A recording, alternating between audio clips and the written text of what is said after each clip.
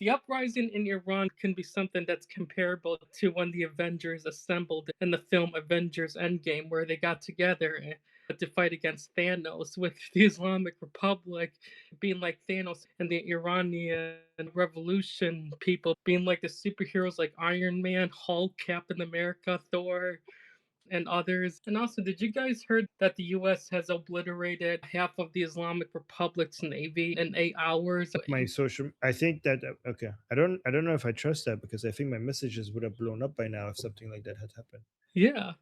And yeah, and I do want to and I do want to say something. In the free Iran, I'd like to see trees grown a lot and so much planted grass and all oil refineries to be dismantled and replaced by solar panels. Let's not get into that. That seems very specific and weird. The Iranian people would decide, like, we need our oil, we need our gas, and I don't know.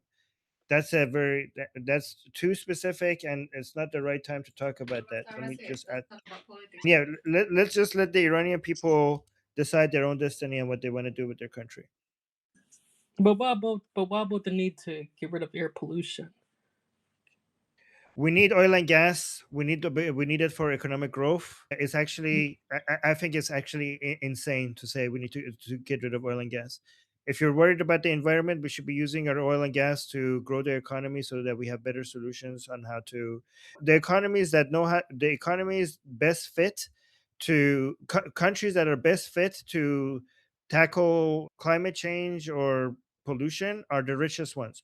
Stopping the use of oil and gas just makes you poorer and makes you stay in the period that you are not contributing to solving air pollution much longer. So oil and gas are a big part of economy. Getting rid of it is insanity. At least mitigate it to the No, point no, that no. it We're doesn't. not going to do that. We're not going to do this whole environment leftist bullshit narrative to hurt our It's economy. Okay, environmentalism we're isn't. going to use it the best way we see fit as a way to grow our economy. As we grow faster, we're going to come up with science and technology will resolve environmental problems. And if we are poor, we're not going to have the best technology to get us there.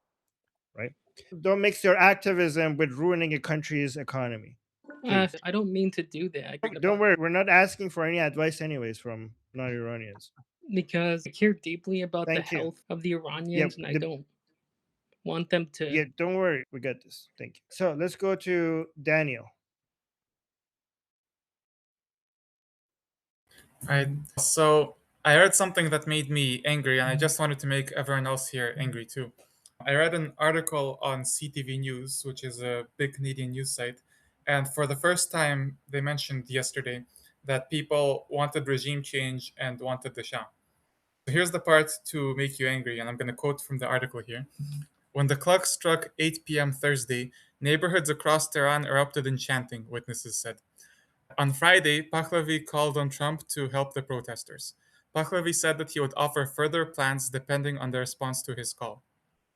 So they are presenting it as if the revolution is independent of Pahlavi, and then his role is just like tweeting at Trump or something, because they said it as if he would offer further plans depending on the response to his call on Trump and not to his call on Iranians. So in case anyone Ah, ever thinks they're acting in good faith but are just really, really stupid, they're not. They're intentionally lying. Because when he said he would offer further plans, that was actually within the video in which he called on Iranians to rise up at 8 p.m. So it's impossible to get this wrong in my view by any means other than just intentionally lying.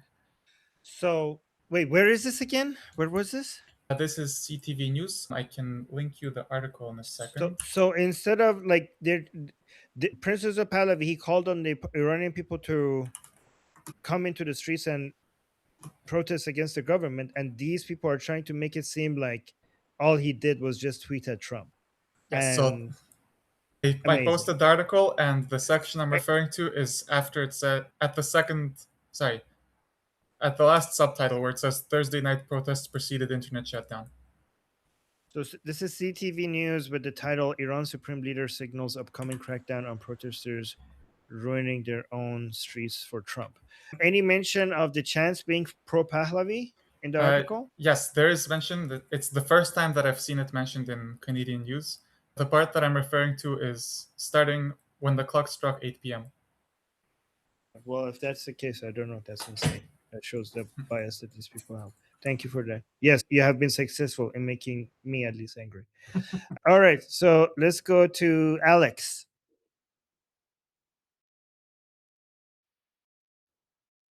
Alex? Was there an Alex? Wait, hi, Al. Hi. Oh, hi. I'm Hello. actually I'm new here, and I was able to get to this channel through Goldie, Oh, and I want to do a fantastic. quick introduction if you don't mind. First of all, I'm from former Soviet Union, and I'm also a Russian-speaking Jew that lived through very similar times to what Iran is living through right now. And I have a couple of questions for the group here. Number one, is there a plan in place if you succeed with the revolution in Iran, not to replace one dictator with another? Because the country I come from, Ukraine and Russia, because I lived in both countries back then, they are fighting against each other. And in Russia, what they did is they replaced the communist government with Putin, which is basically the same thing. Number one. Number two, the second question that I have is nothing is being done about America's decline. We are still going to the left, slower, but still going there. Our education system is not being reversed to teach normal skills, not brainwashing them into liberal stuff that we've seen fail over and over again. So, with that, I'll just leave it to you guys to answer The them. second one was for America, the American decline. Yes. Yeah. The second Okay, question so is about American decline, because even right. if you elected Trump, I still don't see enough momentum to swing the country to the other side. Okay. So with regards to your first question regarding replacing one dictator with another, that's why we're choosing Pahlavi, because the chances of Pahlavi becoming dictator is zero, right? It's effectively zero. Any other alternative than Pahlavi, the chances are actually very high. So if you look at the Pahlavi family and what they stood for throughout their rule, even before the Islamic Revolution, they were going through the three phases of making Iran not just prosperous but free. So Reza Shah, which was the first Pahlavi king, his he saved Iran from absolute collapse at the end of the Qajar dynasty, right? So his focus was on building the infrastructure and the framework and bringing the rule of law, and also fighting the separatists that were trying to tear Iran apart. And he basically built the roads and bridges and all the factories and universities. He was focusing on building the foundation, right? And then Muhammad Reza Shah, and also modernization, right? So he basically learned to modernize Iran. He was inspired by more Western way of running a government, and he wanted Iran to become modern, but he was also focusing on basically saving Iran from an absolute collapse. And then Mohammad Reza Shah, he was actually very eager on making Iran more democratic, but every time he tried, everything was falling apart. So his main focus was continuation of what his father did, but also focusing on education and culture. And because every time he tried to bring democracy, the communists were taking advantage of it to try to destroy the country. Every time he wanted to have elections, they tried a coup, they tried to assassinate him twice. He was a man who forgave the person that tried to assassinate him and set him free. That's how forgiving he was, right? He was constantly asking Savak to do reports to see when they can have free and fair elections. And Savak was constantly warning him that if you do elections now, the communists are just going to win and they're going to tear the country apart. And he hated Savak sometimes for that. He accused them of trying to turn him into a dictator. But you can see how eager he was to make Iran democratic. And his understanding was for the country to be properly democratic, you have to first build the foundations, which is education. So he was obsessed with building schools and universities to get the Iranian people to a point where we could have. He was the person who took Iran out of feudalism, right? And like because Iran was a feudalistic country, and he actually completely through his white revolution he took Iran out of that. He gave the women the right to vote. Before that, so Iran became a country that women had the right to vote before some European countries, because Mohammad Reza Shah was in power. And then the Islamic Revolution happened, and we didn't get to the third phase because the third phase was supposed to be going for complete liberty and full democracy, right? So first Pahlavi, the foundations. Second Pahlavi, culture and education. Third Pahlavi was supposed to be liberalism, or like classical liberal values, democracy, and freedom. But because of the Islamic Revolution, we didn't go through the third phase. If you read, and the Shah, the Muhammad Reza Shah mentioned that a lot of the things that he tried to do to bring full democracy to Iranian people, he said that if it doesn't happen through my time, he thinks that it will happen through in his son time. But we didn't get to experience that. So how do you know that Reza Pahlavi, Prince Reza Pahlavi, is not lying as well? Well, if you actually look at the record of Khomeini, his books like Vilayat Faqih, you could see that from the very beginning he believed in a theocracy. He didn't believe in democracy. So people didn't do their homework when they chose Khomeini as their leader of the revolution. If you look at every single position that Prince Reza Pahlavi has had, if by listening to his speech and reading all of his books, you can see that the main thing he's fighting for is not to bring back monarchy, is not to get power for himself. Everything he's doing all the time for the past 50 years is to bring sovereignty back to the Iranian people so that they get to choose their own destiny. This is his record. This is what he's fighting for. And this is why the Iranian people trust the Pahlavi plan. And this is why, if we bring Pahlavi back to power in Iran, we're not going to go back to tyranny. Does that answer your question, Alex? Yes, it does, with the exception of the education system, because a lot of the times the communists and the socialists, they take advantage over the democratic people's education system to hijack it, to weaken the society, and then overthrow the current government. That's exactly what happened to us. Reza Shah funded, like basically completely sponsored Iranians to go to Western universities to come back and use their education to build Iran. Many of them went to the West and they brought back communism. They brought from Exactly. that's what they took, and Exactly. our universities became communistic, and that so that's what happened. So this is, you're completely right about that. But I Yeah. want to keep this short because a lot of people are waiting. Sorry. Regarding your Go ahead. second question, America is not in decline, in my opinion. I think America is. Hold on, I need to add Hila to the list because she raised her hand. I think America is the, if you zoom out a bit, I think America is going to dominate for the foreseeable future when it comes to technology, when it comes to the level of productivity, when it comes to the level of capital that they have, and with regards to the military that they have, that they could that the leverage that gives them. The American people are the most productive people in the world. They have the greatest technology. They have the greatest scientists, and with the new age of AI, they are positioned best more than any other country. They're positioned in a situation to take the most advantage of that. The things that you're noticing, I think, are short-term setbacks, but if you actually look at the fundamentals of America, I think they're positioned very well to continue to dominate. I appreciate your take on this. Thank you. Yep. All right, and also Alex, I'm going to turn once Shaul is speaking next, but when he's speaking, I'm going to make you a premium member. So I'm going to upgrade you from standard member to premium member, so you have access to all our events in the future, to our premium events as well. Okay. All right, Shaul.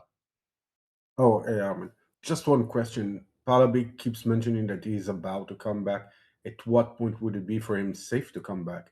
I mean, if even if the Ayatollahs like run away, there's still like 300,000. How do you call them? The Revolutionary Yeah. Guard around, and all other groups that might try to hurt him. Okay, that's a very good question, and honestly, I don't know the answer. That's how good of a question that is, because I'm actually wondering the same thing.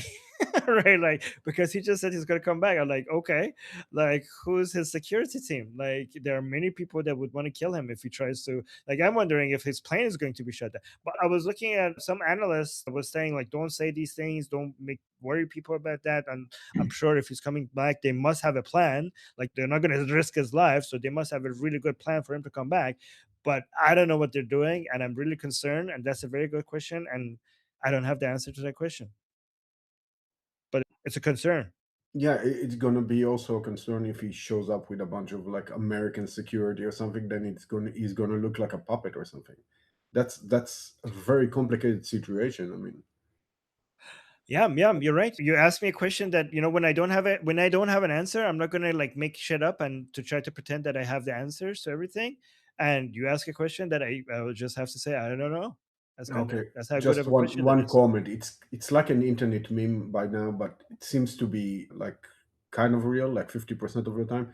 Pizza meter is off the charts, like close to what happened in Venezuela. That's the levels of the pizza meter right now around the Pentagon. So something is about to happen. Yeah, yeah, yeah. Of course, yeah, yeah.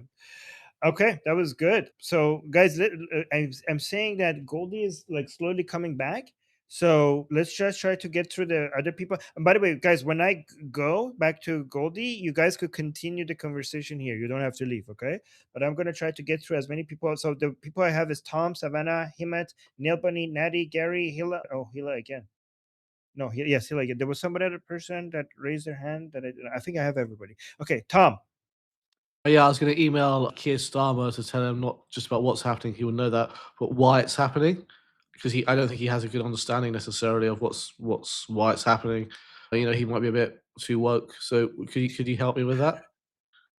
No, I'm not going to help you with that because that's a waste of time. I'm pretty sure they're not going to read that email. Okay, I might not do it. But, If you think it's a waste of time, I won't do it. yeah, okay. All right. Well, thank you for that. Is she still here? I think she might have left. Okay. So he met. He met left as well. He met Hello. one. Oh, here. There you go. Yeah. Hi. Go ahead. First of all, I'm a big fan of yours, and I've been watching your live streams from a long time, and I have a list of questions for you also.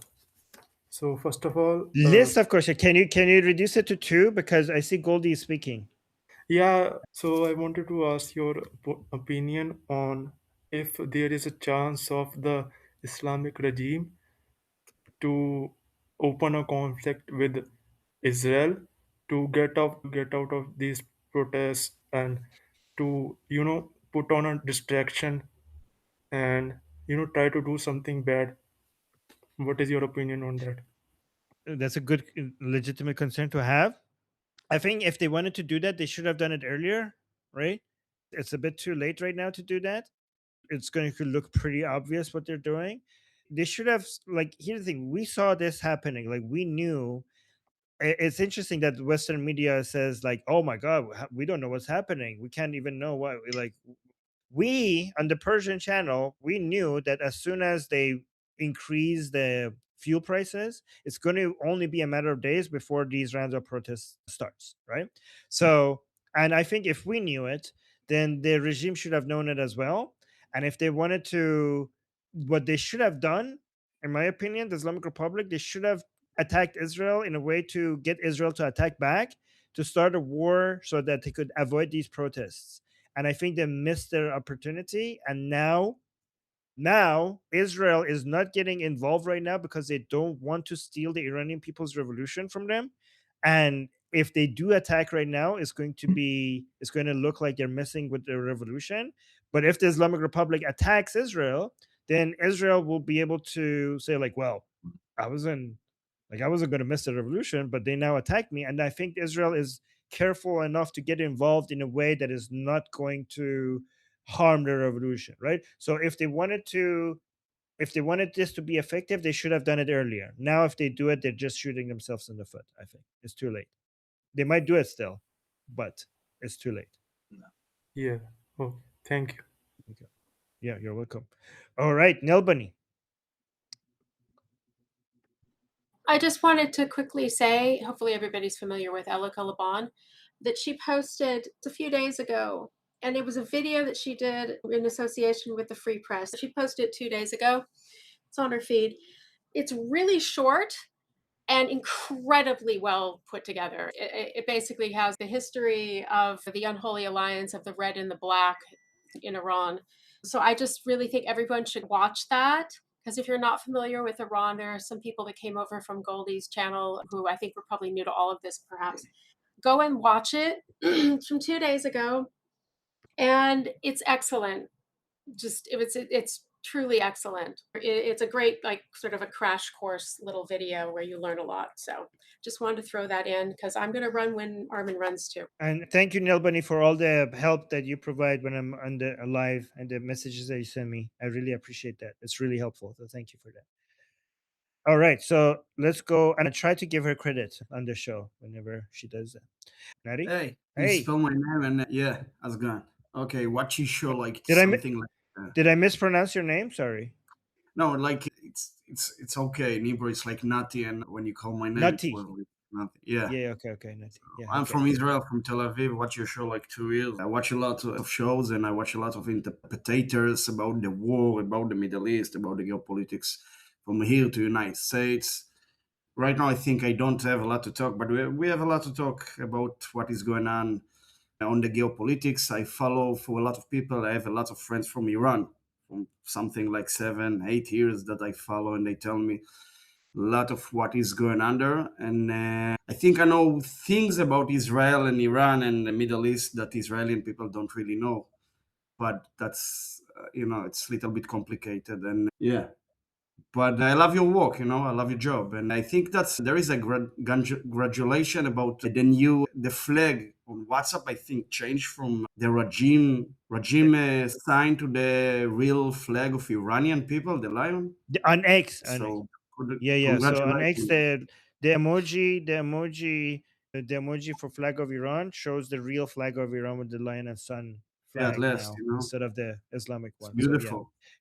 yeah, thank you. I So appreciate that. yeah, so I'm Jewish, but I have my DNA test is like I have a background of 50% Zoroastrian Iranian ancestors, so I Okay. feel connected. Yeah, Well, even if you weren't, we will still be connected because of our Iranian and Israelis have relationship. ancient ties with each other. So Yeah, even with that we would be still connected. we have a lot. We have a lot we took from your your holidays. A lot of stuff we took throughout the history, and I love when Goldie put a necklace. Yeah, necklace. Very cool. Yeah, I so appreciate that. So when you come here, we could also join our premium events. Okay. of So I'm course. going to upgrade you because I'm going to do that for you as well. But I appreciate you being here and hopefully we could have more conversations Yeah. here in the future. Thank you very much. All right. Thank you.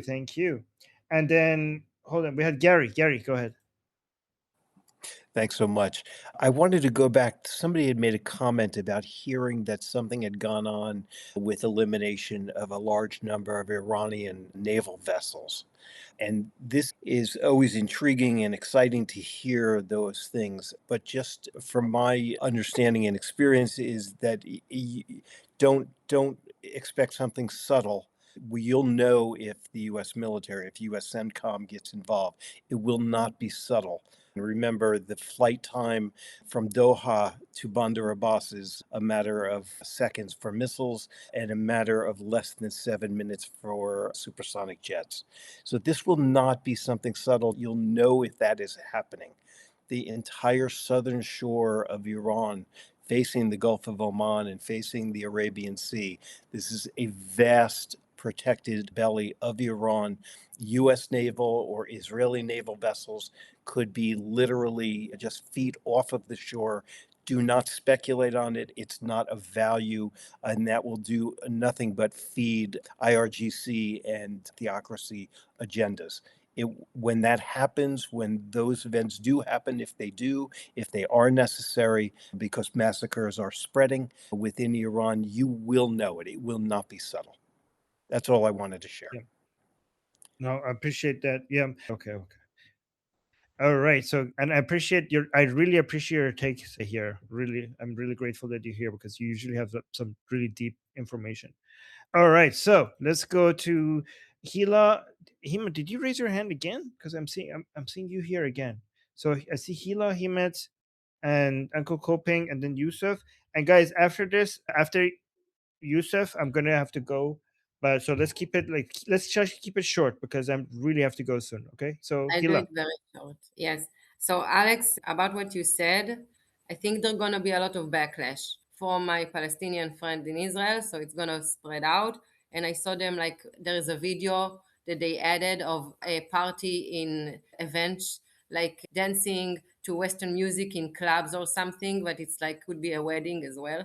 So they added a bunch of those, like he's a party man that doesn't know what he's doing, and it's gonna be a lot of all kinds of weird stuff that they're gonna try. So just be aware about all of that. And also, if it comes from a Palestinian source, just show them how easy it was for us Iranian Israelis to do peace during Okay. war. That's the best answer, and that's it. Guys, I'm just gonna. I see Uncle Koping. I'm just gonna do Uncle Koping because he's the only one on the list that hasn't spoken. And then after that, after Uncle Koping, you guys could just speak among yourselves. And then I think we have a mod here. Yes, Deborah is a mod. So Deborah, thank you, Deborah, for being here. I appreciate that. So let's just go to Uncle Koping, and then after Uncle Koping, I'm gonna go. If he's still here. Yes, he's still here. Uncle Koping. A little bit distracted, Uncle and Koping one. Oh, there you go. yeah, I got a bit distracted, and I also forgot what I was about to say. I lost the context of what we were talking about, so just skip me, please. I tried to write it in, Okay. but yeah, just skip me. But thank you. Okay, well then I'm gonna go then. Oh, Nar, I can't go without listening to Nar. Nar, go. I'm not gonna keep you long, Armin, but I just wanted to say all of this media, everything that's happening with the media and the false narratives, all the anti-Pahlavi, that's stuff that's coming out of here. This is exactly how the anti-Shah propaganda started in the West in the 50s. So this time we have to make sure that that doesn't exist in Iran because clearly everybody wants Prince Pahlavi back. But what we have to do, I think it's more important out of everything else to keep posting people's chants and keep posting what's happening inside Iran. A lot of people get distracted with all these podcasts that are coming out, all of these opinions that are coming out. They are irrelevant right now. We have to keep amplifying the people's voices only. Thank you. Let me add to That's that. a good point. Just replace all pro-Palestine stickers with pro-Iran stickers. Take the offensive. Replace all that degeneracy with all the good shit. That's it. Yeah, just now it is correct. That's all I had to say. All right, guys, thank you for that. And guys, so I'm gonna leave you to it. I'm gonna go join Thank you for. I just Goldie. want to thank you And for informing me, Armin, about the gas and oil situation in Iran, because I asked the Grok about how likely is it that the oil and gas production persists in the free Iran, and Grok also understands that the production is gonna keep going and they free Iran as well. Well, the Yusef, problem. honestly, like let me be honest with you. If you ever thought that it will stop, if you even consider that will stop, that you really need to like you are like you really need to read more, like a lot more. Like if you even consider that to be an option, then you are like at too basic of a level of understanding geopolitics right now. I'm just being like direct with you, okay? And you need to do a lot more reading of history and politics, and also maybe doing more listening.